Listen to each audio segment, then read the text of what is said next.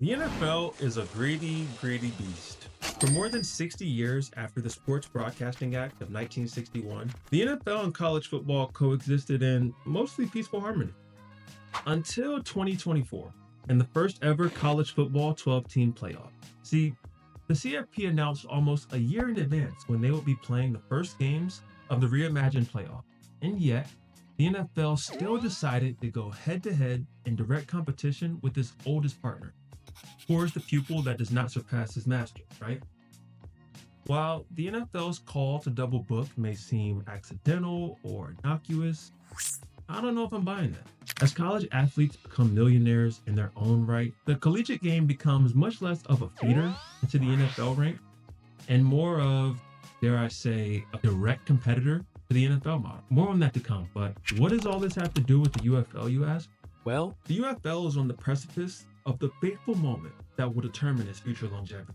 As the NFL watches in the wings, it has the potential to partner with the upstart league and create a collaboration that could boost both brands to higher heights than ever.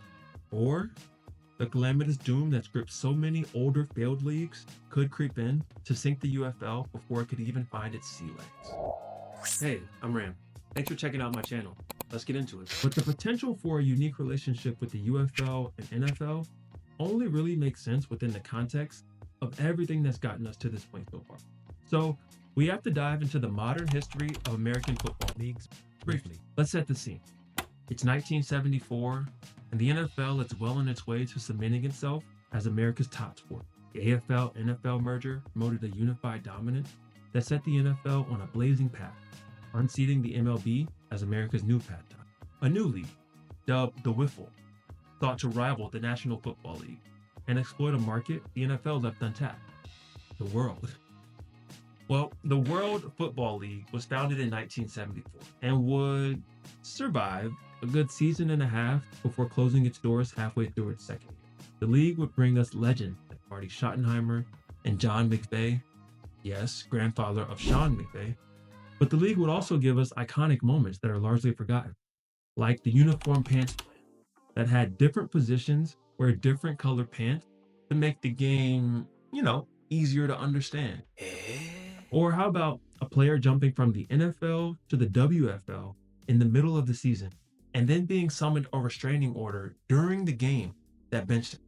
All things considered, this league flamed out and left the fans with a few vague memories and the owners with a few millions of dollars in losses.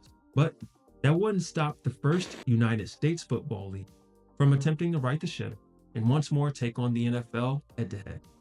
The USFL 1.0 was the first major professional league to look to capitalize off of another untapped market at the time: spring. When the NFL season ended after the Super Bowl in late January, there was no pro football action until the summer, in August and September. The legacy of the USFL 1.0 is that it really could have worked.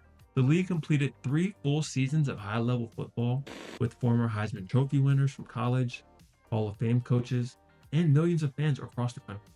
It wouldn't be until a certain real estate mogul from New York had the genius idea of moving to the fall in order to directly compete with the NFL that the league would soon face its ultimate demise. Yeah, thanks, Donald. But the legacy of the USFL would be only deterred and not denied.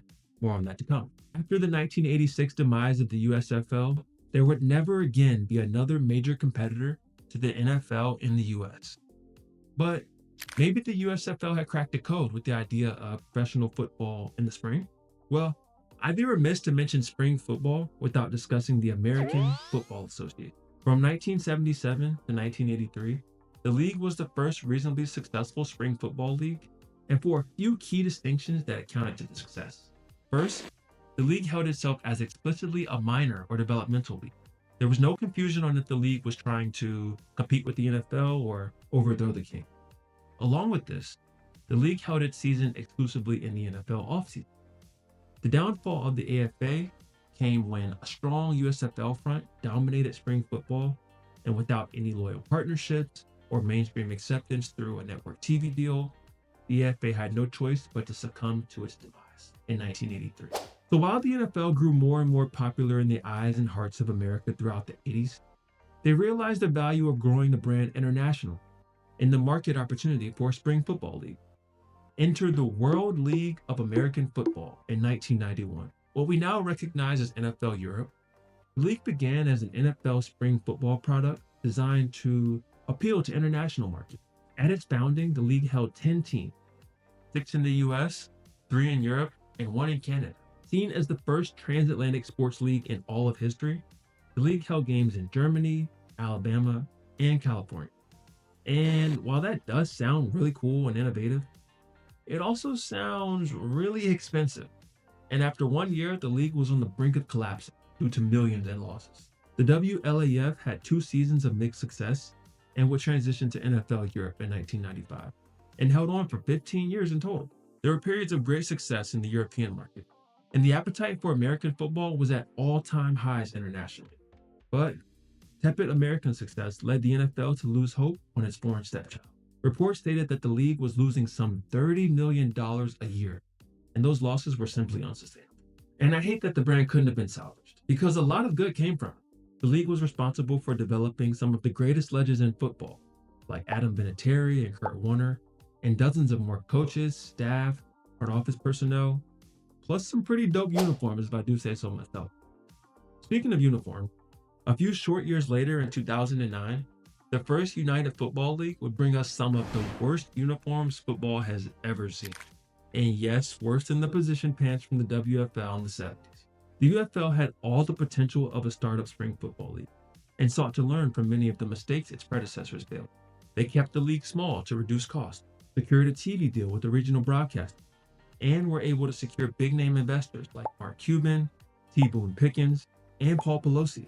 The league planned to keep things small, but costs still ballooned. Of the original 4 teams, once a 5th was added, another had to cease operations and be shut down for good. The league was able to hold on for 2 full seasons, but a third was cut short abruptly, and the championship game was actually held in the middle of the season. I could talk about that conundrum for an hour, but long story less long, the league's major investors would pull out in fears of sustained losses and a desperate future with no NFL support.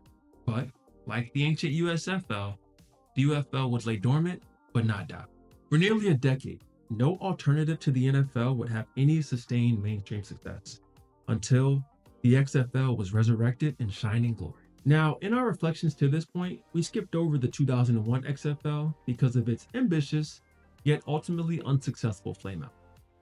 The original XFL was a product of Vince McMahon, the creator and progenitor of the WWE, and his dream to own a pro football league. And the league was exactly what you envision when you think WWE meets pro football. And while there is a universe where both worlds combine, the actual result was a 1-season league that swallowed a controversial and public flameout. But the Sandlot taught me that legends never die. And after almost 20 years, the original XFL would breed the new XFL, modernized and adapted to an audience that was yearning for spring football.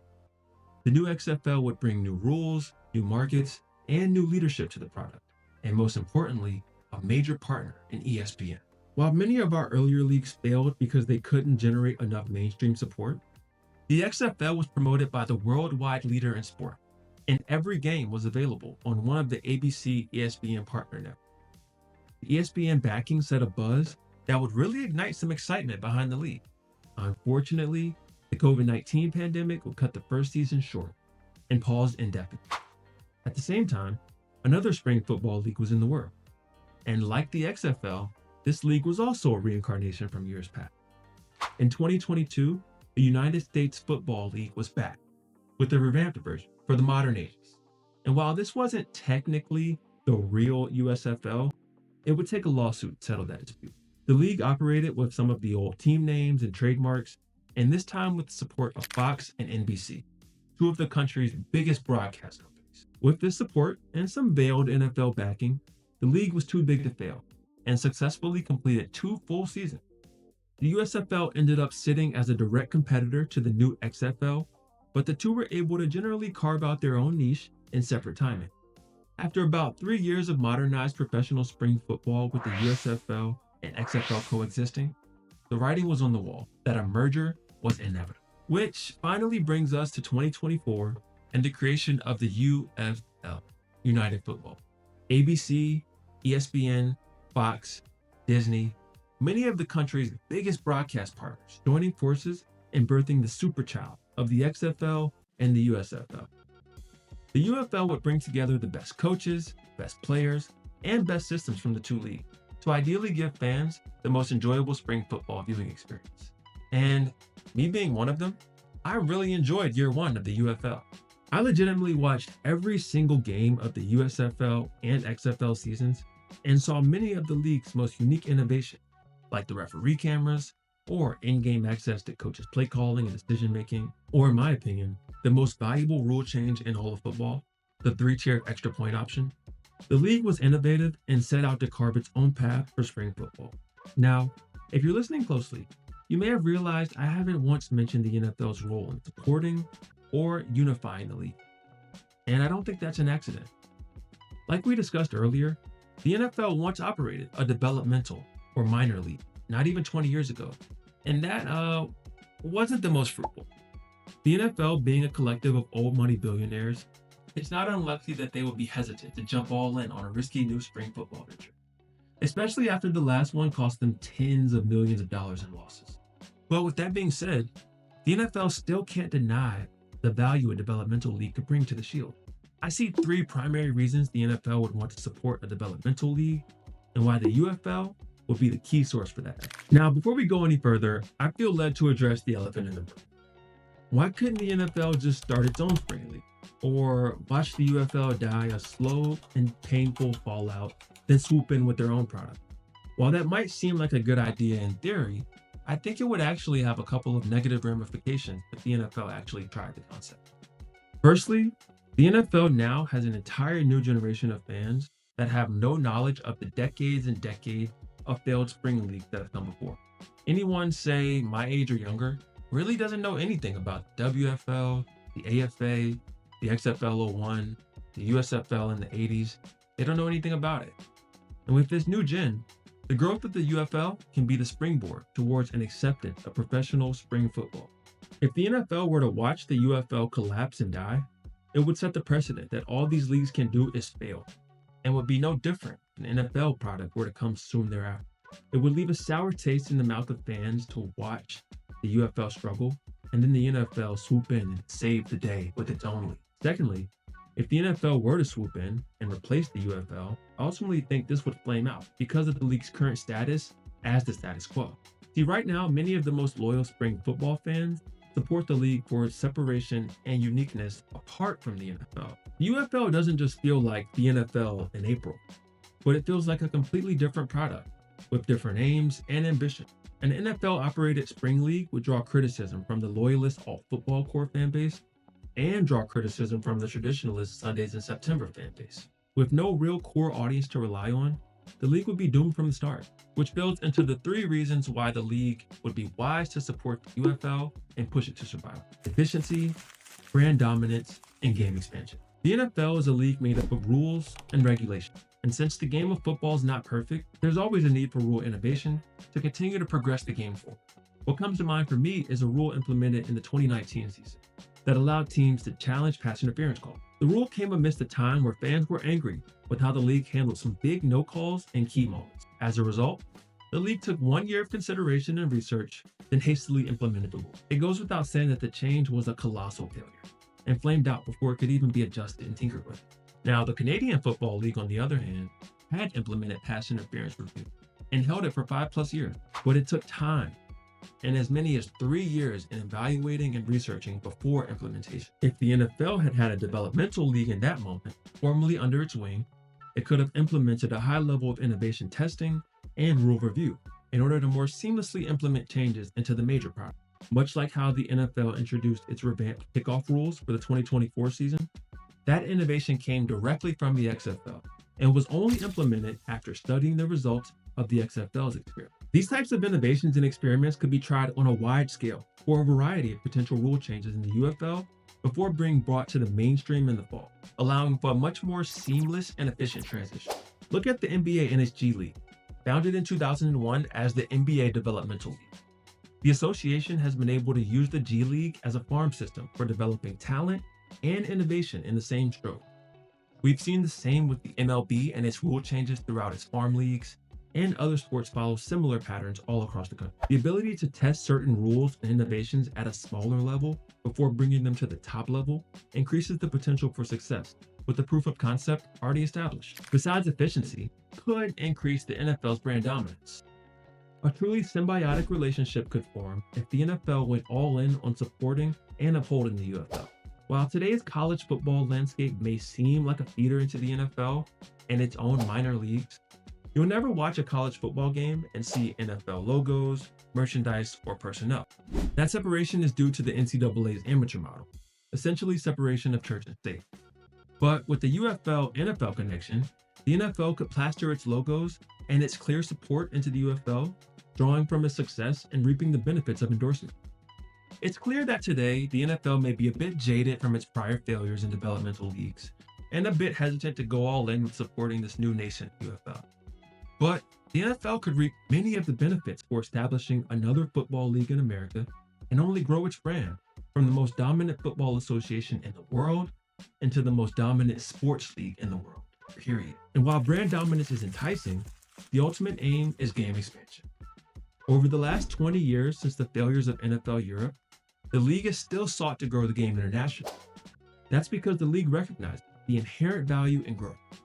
The old adage goes that if you're not growing, you're dying. And the NFL wants to grow as much as it can. While the owners are a bit protective over growth through team expansion or radically altering the league makeup through drastic measures, partnering and promoting the budding UFL can serve as a means to expand the game while still protecting their core asset. Oftentimes, we think that all competition must be squelched. But a strategic business realizes that sometimes those organizations that appear to be competitors could present a symbiosis that reaps fruit for all parties involved. As a rising tide lifts all boats, success of spring football in the US can grow the appetite for the main event in the fall, as fans crave the return of the NFL. In conclusion, the first upstart American professional football league with a real chance at long-term survival since 1983? Well, if 2024 was any indication, the league is on the cusp of a spark that could set the entire world of sports ablaze. And if they play their cards right, the NFL actually could be the biggest beneficiary at all. I guess we'll have to wait and see. But one thing's for certain, we'll be following along every step of the way. Thank you so much for watching. If you enjoyed it all or have any thoughts, comments, opinions, perspectives, please share in the comments. I love to chat. Please leave a like, subscribe. More coming on the way. Until next time. Peace.